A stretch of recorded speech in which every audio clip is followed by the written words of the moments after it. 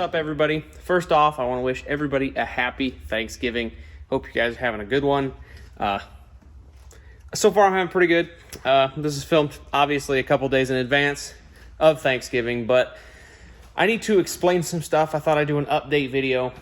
We got a lot of projects going right now. We have a temporary hiccup in the get up, though. It's kind of hard to explain, but I'll explain it to you guys here in a second. But like I said, I just want to wish everybody happy Thanksgiving. And I'm going to give you guys a quick rundown of stuff that we're doing. There will be a couple videos that continue after this, but I do want to warn you guys that there might be a few weeks without videos because this whole shop here, everything, all my toolbox, my table, my engine, all the stuff that I've got here, it's moving. We kind of had it really wasn't a falling out, it was kind of a misunderstanding. And it was okay in the beginning, and then midway through a project, it was not okay. I got partially started on a project. It was kind of happened to be about that engine that I pulled out of that 04 that I did the engine pull series video on. It happened to be about that pickup. I have one video shot for it so far. It will be continued. I'm not going to stop that LS swap and that square body for you guys. We have some continuations. This happened at a pretty decent time. If you guys remember many years ago, way back when, before I started working here, I had a shop that I worked at. It was my brother's shop, and he sold that place, and I ended up getting kicked out of that shop pretty much, and then kind of gracefully fell into this position, which I was able to work on my stuff for many years, and I'm very grateful for that. I'm very thankful that they did let me work on my stuff for so many years here. It was awesome of them, but now that I'm wanting to start and do stuff for other people, I can understand their problems. I just wish they would have told me up front that it was going to be a problem and not wait till I was in the middle of a project to inform me it was a problem. But yeah, anyways, as you guys can see, we got a whole bunch of crap. I've got work crap mixed in with my crap. It just needs to look, I just need to go through everything and clean stuff up. We have the LM4 project, guys, the aluminum block 5.3 out of that Trailblazer. That's getting moved way back in here in the alligator pit, as I like to call it. It's just a disaster. I've got tires and wheels for another upcoming project that are off of it. You guys will see a video of it in a few weeks. My LM7 5.3 out of my 2000 GMC Sierra is down in this area here.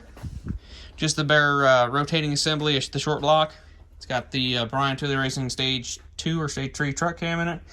I have two 4L60s back there, set of long tube headers for a small block Chevy for a second gen Camaro or Trans Am.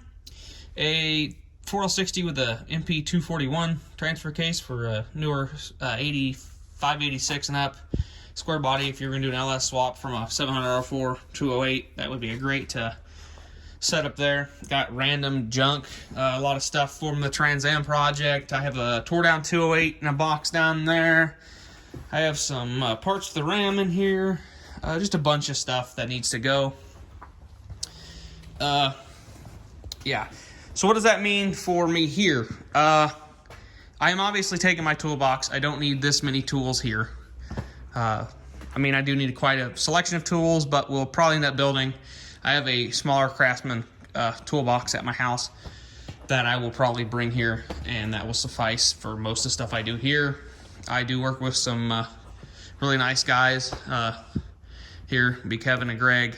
Greg's a good guy, so is Kevin. Kevin's worked here for, God, quite a many years, and he's been nice enough. When I first started doing this, I borrowed a lot of his tools, his specialty tools and stuff. He has no problem with me loaning me specialty tools and stuff. And obviously, if it's something that I plan ahead, I know I'm gonna need, I'll bring it from the new shop. But Greg that man has more tools than you can ever imagine. As you can see, his multiple toolbox collection he's got over there. But yeah, that man has tools that I didn't even know were invented. And he's inspired me to buy a lot of the tools that are in this box, actually, and a lot of the tools that will come to this box. So everything's a disaster right now. All this is going to have to come off. I have to figure out how to move this behemoth, and that's going to be probably really fun. I've got a couple trailers. I'll probably end up hauling it on an open trailer. I got a couple moving blankets I'll cover it with. It is getting kind of cold and crappy out, so that'll be fun. I'll have to wait till a clear day.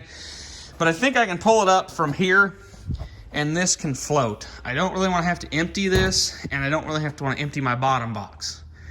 Most of the stuff on the top will get, if it's going to move or fall over, it will get moved and put somewhere. Like my display, I'll probably pull my display out of there. Obviously my computer, my laptop's going tonight anyways. Most of the stuff will get cleaned off. I'll probably end up throwing most of it just in a box, and then when I actually get to the new shop, we'll sort through stuff, throw stuff away, figure out what I need to keep, what I need to throw. A lot of the tools, like the big tools up there, will just set inside here or be put in the pickup when I move. But I'm thinking I can winch it on the back onto a trailer with from the center casters, and this can kind of float, being that's hooked to the whole entire side of the box. This doesn't have a lot of weight in it, and even the bigger, heavier stuff I will take out of it.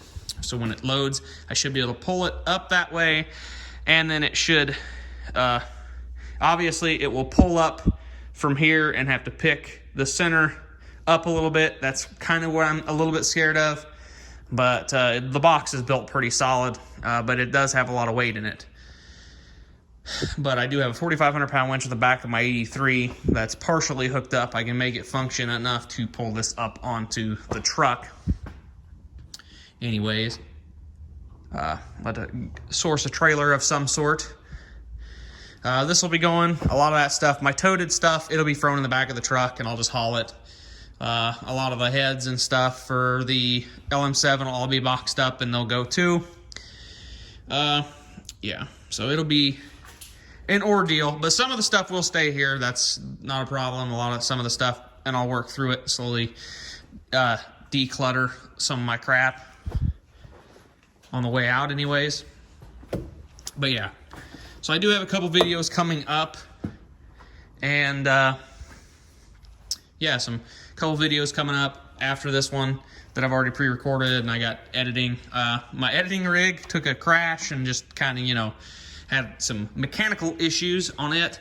So I finally got it back up and running again so I could edit some videos. Just all this garbage, guys. Like, I've actually been digging through this, so that's why it's a total disaster. Even though it looks like a total disaster most of the time. Anyways, yeah, it's still pretty much total disaster right now. So, anyways, I gotta get all this stuff cleaned up. Like I said earlier, if you guys remember way back, my brother had a shop. I worked in there and was grateful for that. When my brother moved, and my brother really, really wanted a nice shop, and he spent a good amount of money building a shop, and the only problem is with him, he has hardly any tools now. Most of them went to his dad's shop, and he's my half-brother, so we have different dads. I'll have to explain that. Went to his dad's shop, and they're there, and he's kind of forgot what was his and what was his dad's.